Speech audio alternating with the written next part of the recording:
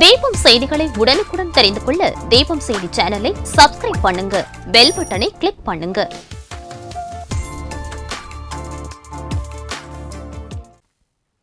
வணக்கம். முக்கிய செய்திகள்.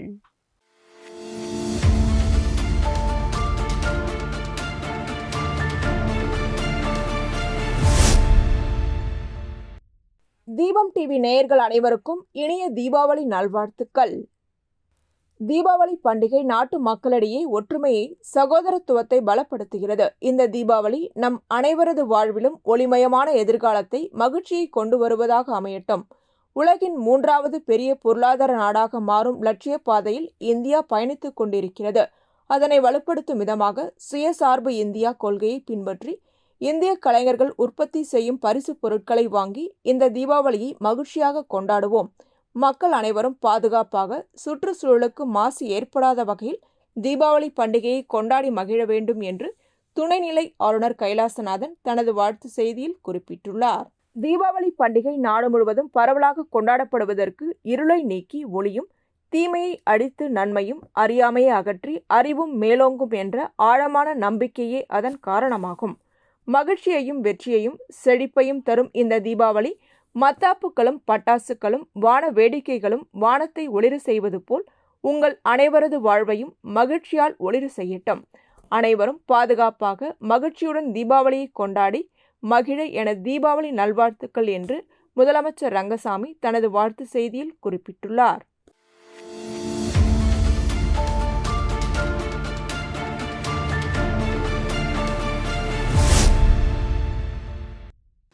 அரியாங்குப்பம் தொகுதிக்குட்பட்ட தேங்காய்திட்டு பகுதியில் குடிநீர் மேல்நிலை நீர்த்தேக்க தொட்டி வளாகத்தில் அமைந்துள்ள அயன் ரிமூவல் பிளான்ட் ரூபாய் 20 லட்சம் செலவில் பராமரிப்பு பணிகள் மேற்கொள்ளப்பட்டு அதன் பணிகள் நிறைவடைந்த நிலையில் பொதுப்பணித்துறை அமைச்சர் அறிவுறுத்தலின்படி தற்காலிகமாக நிறுத்தி வைக்கப்பட்டிருந்த மேட்டுத்தெரு போர்வெல்லில் இருந்து தண்ணீர் சரி செய்யப்பட்டு IRP மூலமாக சுத்திகரிக்கப்பட்டு பொதுமக்களின் பயன்பாட்டிற்கு பொதுப்பணித்துறை அமைச்சர் மற்றும் அரியாங்குப்பம் சட்டமன்ற உறுப்பினர் பாஸ்கர் என்கின்ற தட்சிணாமூர்த்தியின் நடவடிக்கையால் துறை சார்ந்த அதிகாரிகளின் ஒத்துழைப்புடன் தேங்காய்திட்டு மக்களின் பயன்பாட்டிற்கு சட்டமன்ற உறுப்பினர் திறந்து வைத்து சுத்தமான குடிநீர் விநியோகம் செய்யப்படுவதை தொடங்கி வைத்தார்.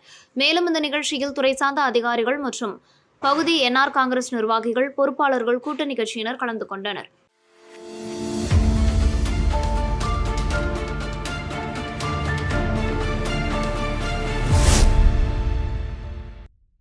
விழுப்புரம் கண்டமங்கலம் ஒன்றியம் பாக்கம் ஊராட்சியில் அரசு நெல் கொள்முதல் நிலையம் துவங்கி வைக்கப்பட்டது. விழுப்புரம் மாவட்டத்தில் 2 நெல் கொள்முதல் நிலையங்கள் அனுமதி வழங்கப்பட்ட நிலையில் ஒன்று பாக்கம் பகுதியில் சட்டமன்ற உறுப்பினர் லட்சுமணன் குத்துவிளக்கேற்றி திறந்து வைத்தார். இதில் அரிசி கிலோவிற்கு 25 ரூபாய் என்ற விதத்தில் ஒரு குவிண்டாலுக்கு 25,000 ரூபாய் விவசாயிகளுக்கு வழங்கப்படும் என தெரிவிக்கப்பட்டது. இந்நிகழ்ச்சியில் முன்னாள் சட்டமன்ற உறுப்பினர் புஷ்பராஜ், கண்டமங்கலம் ஒன்றிய சேர்மன் வாசன் ஆகியோர் முன்னிலை வகித்தனர். ஒன்றிய செயலாளர் சீனு செல்வரங்கம் வரவேற்புரை வழங்கினார். மாவட்ட நுகர்பொருள் வணிகக் கழக பட்டியல் எழுத்தர் ஹரிதாஸ், மாவட்ட கலை இலக்கிய அணி துணை அமைப்பாளர் தொல்காப்பியன், ஒன்றிய இளைஞரணி அமைப்பாளர் பிரவீன்குமார், கவுன்சிலர்கள் வெற்றி செல்வி, தேவகணபதி, பாலு, பாலசுப்பிரமணியன், கலைராஜன் மற்றும் பொறுப்புக்குழு உறுப்பினர்கள் கலியபெருமாள், லட்சுமணன், செந்தில் மற்றும் திமுக விவசாய அணி உறுப்பினர்கள், திராவிட முன்னேற்றக் கழக பல்வேறு கிளைக்கழக மாவட்ட ஒன்றிய நிர்வாகிகள் கலந்து கொண்டனர். தமிழக அரசு தேர்தல் அறிவிப்பில் அறிவித்தபடி ஒரு குவிண்டால் நெல்லுக்கு 25,000 ரூபாய் வழங்கி தேர்தல் அறிக்கையை நிறைவேற்றியதாக அனைவரும் மகிழ்ச்சியுடன் கொண்டாடினர். மேலும் இந்த நெல் நேரடி கொள்முதல் நிலையத்தால் அந்த பகுதியில் சுமார் 10,000 ஊராட்சிகளும் 10க்கும் மேற்பட்ட கிராமங்களையும் இது பயன்பெற செய்யும் வகையில் அமைந்துள்ளதாகவும் தெரிவித்துக் கொண்டனர்.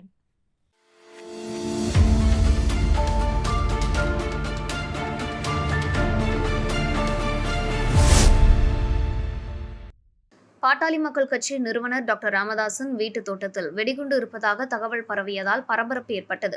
தகவல் கிடைத்தவுடன் வெடிகுண்டு நிபுணர்கள் குழு மற்றும் வெடிகுண்டு நாய் சம்பவ இடத்திற்கு வந்து தோட்டம் முழுவதும், வீட்டு வளாகம், வாகனம் நிறுத்தும் பகுதி, மரத்தோட்டம் உள்ளிட்ட இடங்களில் தீவிரமாக சோதனை நடத்தினர்.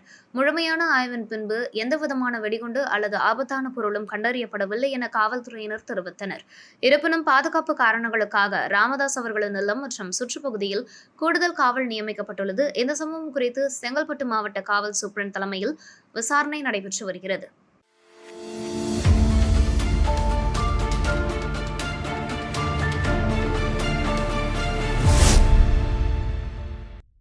அருண் சர்மா சேரிட்டபிள் ட்ரஸ்ட் சார்பில் உழவர்கரை தொகுதியை சேர்ந்த பொதுமக்களுக்கு பல்வேறு நலத்திட்ட உதவிகள் வழங்கப்பட்டு வருகிறது. அந்த வகையில் தீபாவளி திருநாளையொட்டி உழவர்கரை தொகுதியை சேர்ந்த 100க்கும் மேற்பட்ட இளைஞர்களுக்கு நலத்திட்ட உதவிகள் வழங்கும் நிகழ்ச்சி நடைபெற்றது. இதில் அருண் சர்மா தொண்டு நிறுவனர் வீரராகு, அருண் சர்மா தொண்டு நிறுவன அறங்காவலர் பிரபாதேவி வீரராகு ஆகியோர் கலந்து கொண்டு ரொக்கப்பணம் பெரியவர்களுக்கு 2000 ரூபாயும், இளைஞர்களுக்கு தலா 1000 ரூபாய் மற்றும் பட்டாசு பாக்ஸ் இனிப்புகள் ஆகியவற்றை வழங்கினர். நிகழ்ச்சியில் தொகுதி முக்கிய பிரமுகர்கள், இளைஞர்கள் கலந்து கொண்டனர்.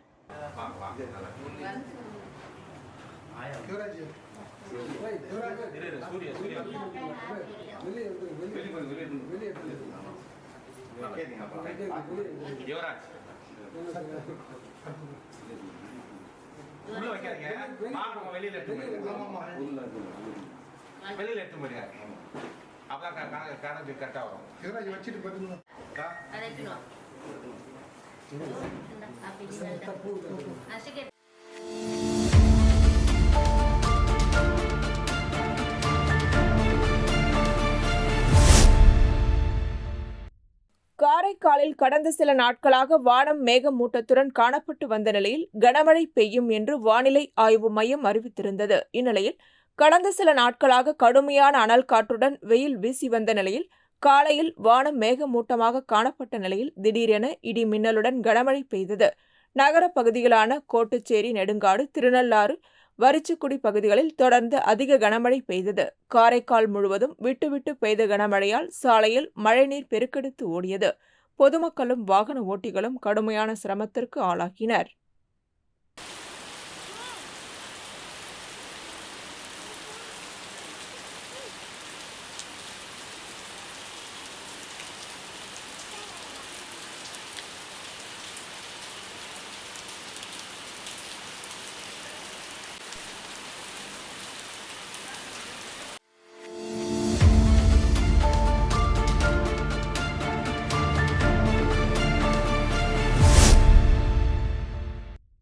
புதுச்சேரி உழவர்கரை தொகுதியில் உள்ள பொதுமக்களுக்கு தீபாவளி பண்டிகையை முன்னிட்டு பட்டாசு, இனிப்பு, புடவை உள்ளிட்ட நலத்திட்ட உதவிகள் வழங்கும் நிகழ்ச்சி நடைபெற்றது.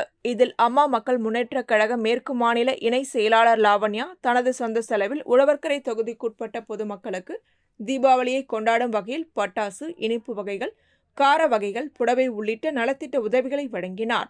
மேலும் அங்கு துப்புரவு பணியில் ஈடுபட்டு வரும் துப்புரவு தொழிலாளர்களுக்கும் இலவச புடவை, பட்டாசு, இனிப்பு வகைகளை வழங்கினார். இந்நிகழ்ச்சியில் அம்மா மக்கள் முன்னேற்றக் கழக நிர்வாகிகள் கலந்து கொண்டனர்.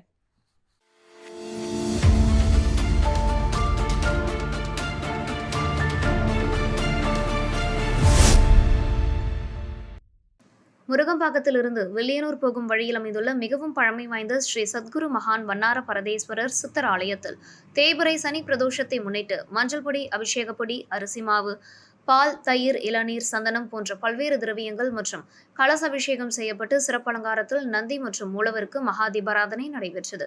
இதில் சுற்றுவட்டார பகுதிகளிலிருந்து பக்தர்கள் கலந்து கொண்டு சாமி தரிசனம் செய்தனர். தொடர்ந்து விழாவில் கலந்து கொண்ட பக்தர்கள் அனைவருக்கும் அன்னதானம் வழங்கப்பட்டது. பூஜைக்கான ஏற்பாட்டினை ஆலய நிர்வாக அதிகாரி பொற்குணம் மற்றும் ஆலய அர்ச்சகர் முத்து, உபயதாரர் ஒதியம்பட்டை சேர்ந்த சுந்தர் மற்றும் பாலு குடும்பத்தினர்கள் செய்திருந்தனர்.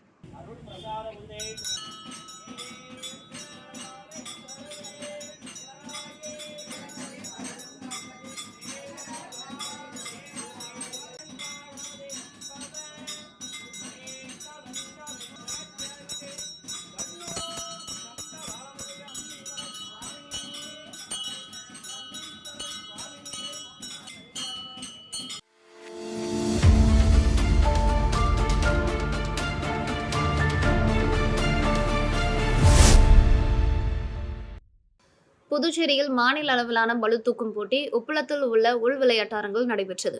பல்வேறு மாவட்டங்களைச் சேர்ந்த ஆண் மற்றும் பெண் பிரிவுகளின் வீரர்கள் இதில் பங்கேற்று தங்கள் திறமையை வெளிப்படுத்தினர். போட்டியில் வெற்றி பெற்ற அணிகளுக்கும் வீரர்களுக்கும் பரிசுகள் மற்றும் சான்றிதழ்கள் வழங்கும் விழா நடைபெற்றது.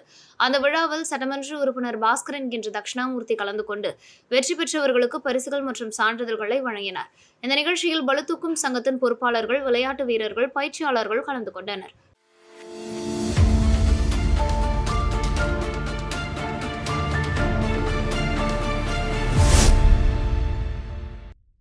புதுச்சேரி புதுச்சேரி காலாப்பட்டு தொகுதி காங்கிரஸ் கட்சி சார்பில் துப்புரவு பணியாளர்களுக்கு தீபாவளி பரிசு தொகுப்பு வழங்கும் நிகழ்ச்சி லாஸ்பேட்டை அடுத்த பொதிகை நகரில் நடைபெற்றது. விழாவில் காங்கிரஸ் கட்சியின் மாநில சிறப்பு அழைப்பாளர் வெங்கடாச்சலபதி கலந்து கொண்டு தலைமை தாங்கி காலாப்பட்டு தொகுதியில் பணிபுரியும் 100க்கும் மேற்பட்ட துப்புரவு தொழிலாளர்களுக்கு புடவை, குடை, இனிப்புகள் உள்ளிட்ட தீபாவளி பரிசு தொகுப்பு வழங்கி வாழ்த்து தெரிவித்தார். நிகழ்ச்சியில் பிரான்ஸ் நாட்டை சேர்ந்த ரவிச்சந்திரன், ஞானசேகரன் மற்றும் காங்கிரஸ் கட்சி நிர்வாகிகள் பாபு, வெற்றி, விநாயகம், மூர்த்தி, பிரகாஷ், குமரன், வேல்முருகன், அருள், அரவிந்த், பாலாஜி, ஃபருத் ஆகியோர் கலந்து கொண்டனர்.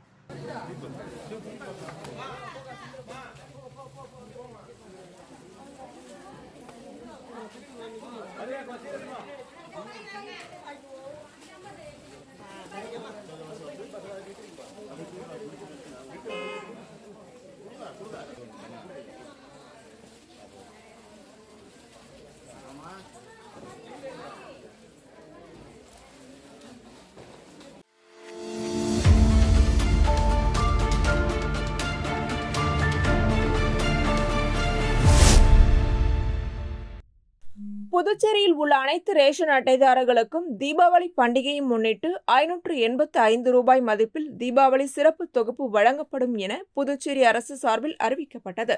இந்நிலையில் தீபாவளி சிறப்பு தொகுப்பு புதுச்சேரியில் உள்ள மக்களுக்கு மட்டும் 2 நாட்களுக்கு முன்பு வழங்கும் பணியினை முதலமைச்சர் தொடங்கி வைத்த நிலையில் இதுவரை காரைக்காலில் உள்ள ரேஷன் அட்டைதாரர்களுக்கு தீபாவளி தொகுப்பு வழங்காததை கண்டித்து போராளி குழு சார்பில் காரைக்கால் மாவட்ட ஆட்சியர் அலுவலகம் முன்பு பல்வேறு அரசியல் கட்சியைச் சேர்ந்த 100க்கும் மேற்பட்டோர் முற்றுகை போராட்டத்தில் ஈடுபட்டதால் அப்பகுதியில் பரபரப்பு ஏற்பட்டது. மாவட்ட ஆட்சியர் அலுவலகம் முன்பு முற்றுகை போராட்டத்தில் ஈடுபட்டவர்களை காவல்துறையினர் பேச்சுவார்த்தை நடத்தியதை அடுத்து அவர்கள் கலைந்து சென்றனர்.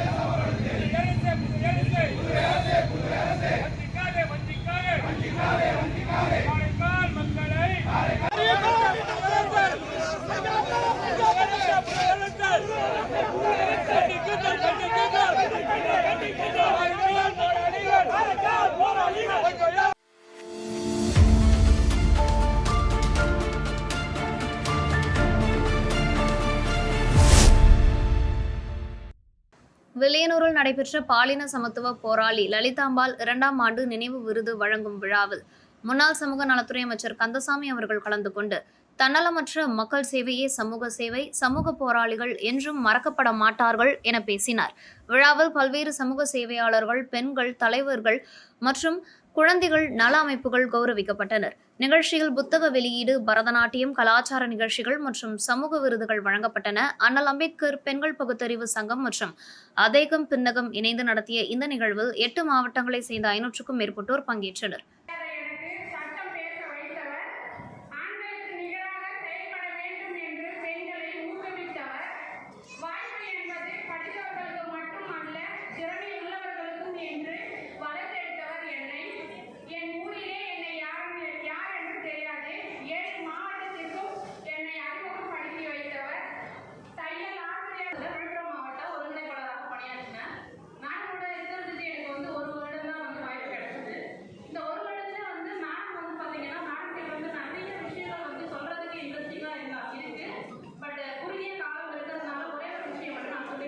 நான் இருக்கிற பெரிய தண்டனை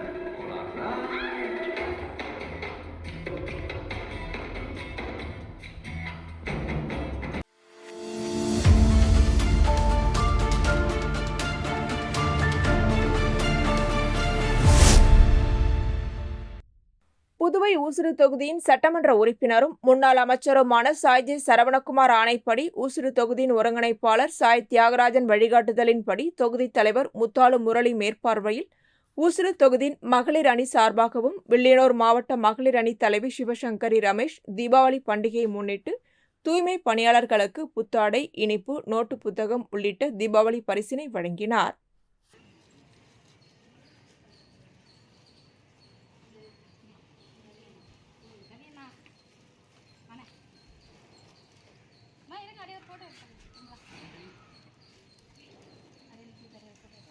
வாங்கம்மா.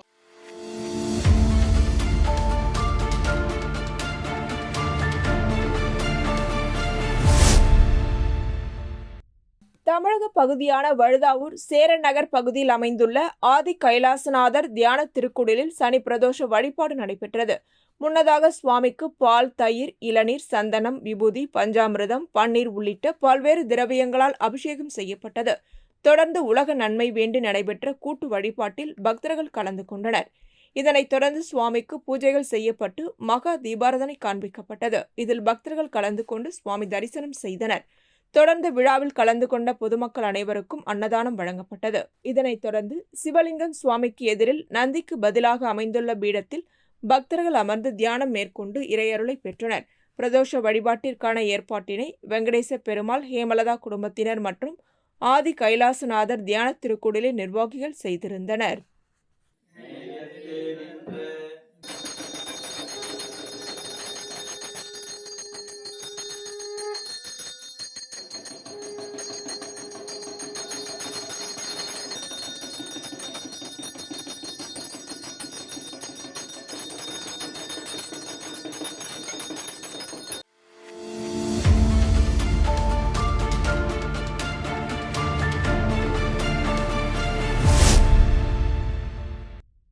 புதுச்சேரி முத்தியால்பேட்டையிலிருந்து சோலைநகர் வழியாக குருசுகுப்பம் பகுதி வரை கழிவுநீர் வாய்க்கால் செல்கிறது.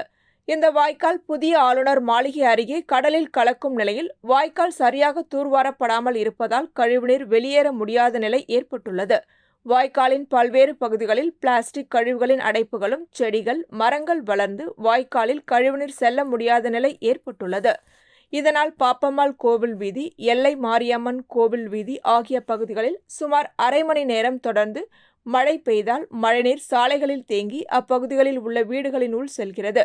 இதனால் அப்பகுதியில் உள்ள மக்கள் பெரும் சிரமத்திற்கு ஆளாகின்றனர். அரசு உடனடியாக அந்த வாய்க்காலை தூர்வாரி வாய்க்காலை சரி செய்து தர வேண்டும் என அப்பகுதி மக்கள் அரசுக்கு கோரிக்கை வைத்துள்ளனர்.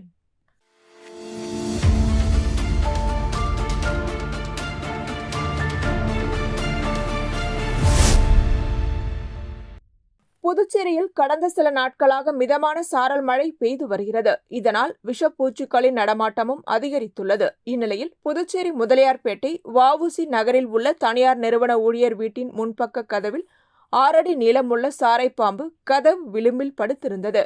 இதனை அறியாத வீட்டின் உரிமையாளர் கதவை திறக்கும் போது கதவில் படுத்திருந்த சாரைப்பாம்பு சீறி பாய்ந்து சென்றது. இதனை கண்ட வீட்டின் உரிமையாளர் வெளியே வராமல் வீட்டுக்குள்ளே ஓடி கதவை தாழிட்டு கொண்டார். கதவை திறந்த வேகத்தில் சீறிப்பாய்ந்த சாரைப்பாம்பு அருகில் உள்ள மரத்தின் மீது ஏறி தப்பி சென்றது. மேலும் குடியிருப்பு பகுதியில் திடீரென்று வீட்டின் கதவில் சாரைப்பாம்பு படுத்திருந்த சம்பவம் அப்பகுதியில் பெரும் பரபரப்பை ஏற்படுத்தியது.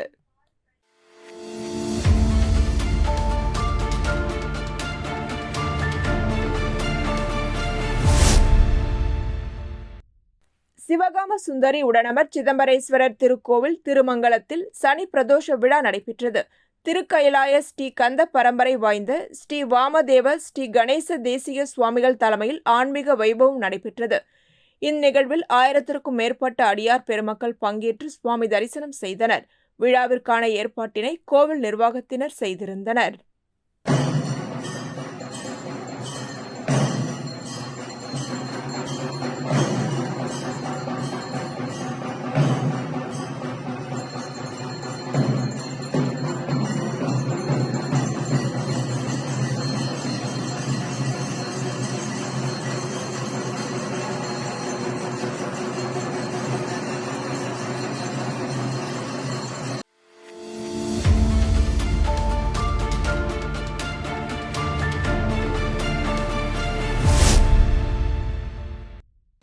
பொதுமக்களின் வறுமையை பயன்படுத்தி அவர்களின் கிட்னிக்கு சில லட்சம் ரூபாய் கொடுத்துவிட்டு உறுப்பு மாற்று அறுவை சிகிச்சை வாயிலாக பல கோடி ரூபாய் சுருட்டிய கும்பல் கடந்த சில வாரங்களுக்கு முன் தமிழகத்தில் சிக்கியது.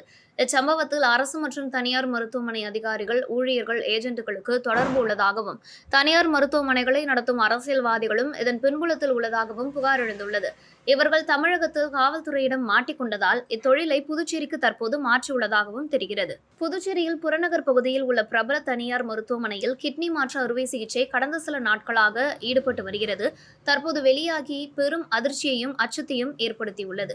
இந்த கும்பல் தமிழகத்தை போல் புதுச்சேரியிலும் கிட்னி தானம் கொடுப்பவர் பெறுபவரின் உறவினர் என போலி ஆவணங்களை தயார் செய்து மோசடியில் ஈடுபட்டு வருகின்றனர். சில தினங்களுக்கு முன்பு ஒரே நாளில் 4 பேருக்கு கிட்னி மாற்றப்பட்டுள்ளதாகவும் தெரியப்படுகிறது. புகார் எதுவும் தராத நிலையில் மோசடி கும்பல் மீது நடவடிக்கை எடுக்க முடியவில்லை என சுகாதாரத்துறை அதிகாரிகள் தெரிவித்துள்ளனர். தமிழகத்தை சேர்ந்த மோசடி மற்றும் குற்ற சம்பவங்களில் ஈடுபடுபவர்கள் சின்னஞ்சிறு மாநிலமான புதுச்சேரியை மையமாக வைத்து பல்வேறு மோசடி செயல்களில் ஈடுபட்டு வருகின்றனர். கொலை, கொள்ளை, வழிப்பறி போன்ற செயல்களை அடுத்து கிட்னி திருட்டு சம்பவம் தற்போது பெரும் அதிர்ச்சியை ஏற்படுத்தியுள்ளது.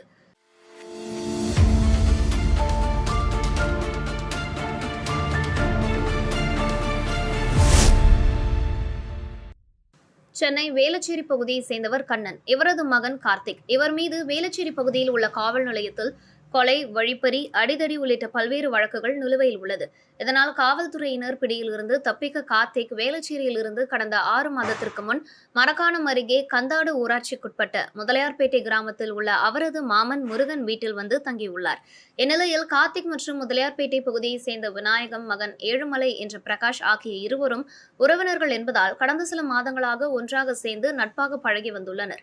இந்நிலையில் கடந்த வாரம் கார்த்திக்கின் செல்போனை ஏழுமலை எடுத்து மறைத்து உள்ளார்.